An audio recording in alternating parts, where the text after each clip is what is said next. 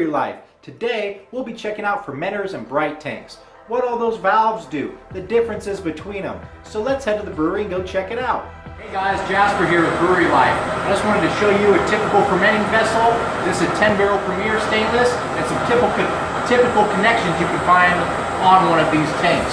If you look up top, the back right pressure relief valve, that's a safety feature that releases pressure when it builds over 15 psi.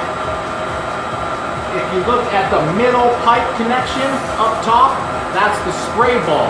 So if you wonder what top goes to spray ball, it's always in the middle. On top also is a blow-off arm. That is where the blow-off bucket and fermenting the CO2 will come out of the top of the fermenter. The last piece up top is a 4-inch hop port. You can dump hops or maybe fruit in your cellar through that hop port before you crash it.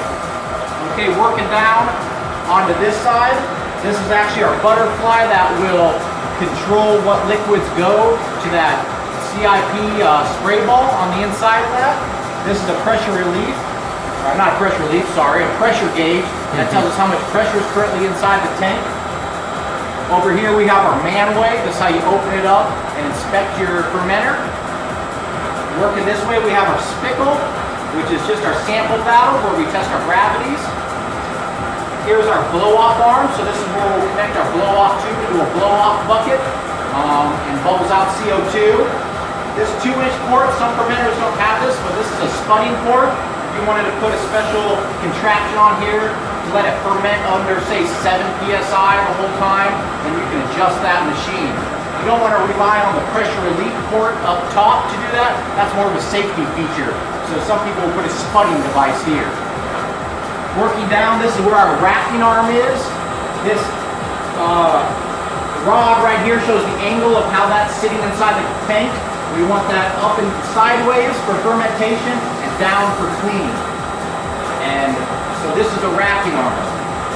And finally the bottom is the bottom just blowout. This is where you drop your cone and clean and run CIP loops through. So guys, that's a typical fermenter in a typical brewery. Hopefully you got an idea of what you're looking at when you stare at one of these things. Okay, so these are our Alpha Brew FDs. I just wanted to compare these to our Premier FDs and show you some differences you will see in the industry when shopping for these. If you look up top, the actual connections of the spray ball and blow-off arm are in a little bit different configuration. The blow-off arm is also an 1.5 inch tube instead of a 2-inch tube. Coming down here, we have our ladder racks, so you can put a ladder on there and climb up and clean the top. We also use them for hose holders. Coming down here, the manways are very similar on these two tanks, but over here we have an external temperature gauge. We just rely on RTD sensors or the main glycol temperature controls on the Premiers, but these have another double check, if you will. You can also see the pressure gauge here is a little different. It's in this U shape and it makes it removable.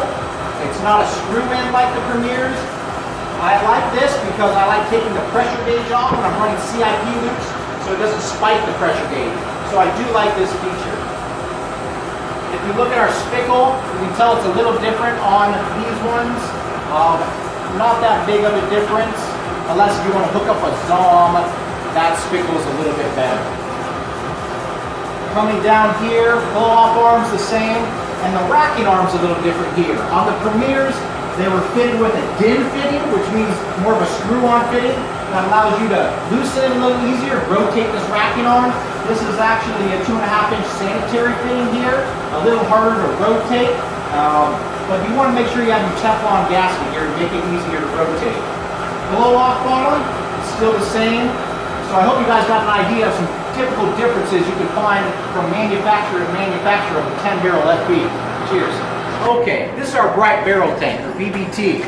As you can see, the general differences between a Brite barrel tank and a fermenter are the size and shape.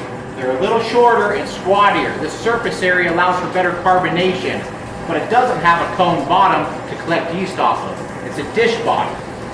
If you look up top, there's only one arm coming off the top. That's a CIP arm.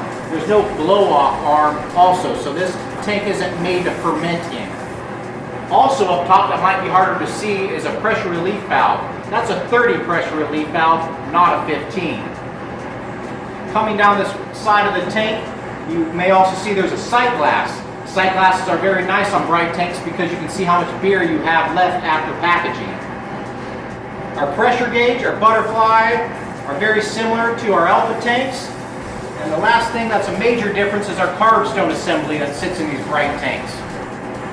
That allows us to bump up our carbonation to the final volumes that we like before packaging. Hopefully you enjoyed that video on fermenters and Brite tanks. If you have any questions or ideas on future videos, leave them in the comments below. Smash that like button and subscribe, and I will see you on the next round